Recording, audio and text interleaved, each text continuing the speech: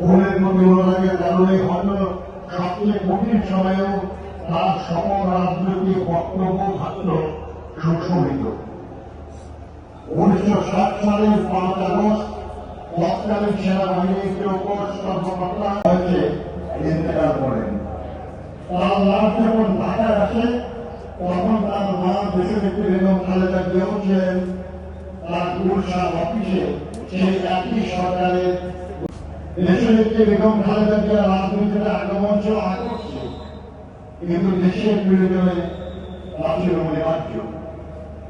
1988 সালের 30 মে পরিবার বিপদগামী সেনা কর্মকর্তা হাতে রাষ্ট্রপতি জিয়া রহমান বীরুত্তম শাহাদাত বরণ করার পর দলের দলীয় সরকারের ভিতরেই ষড়যন্ত্রকারীরা তৎপর হয়ে ওঠে।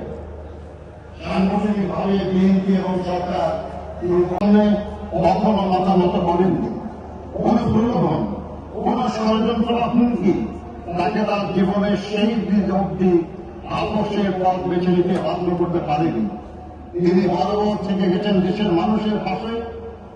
তিনি বলতেন, বিদেশে আমাদের বন্ধু আছে,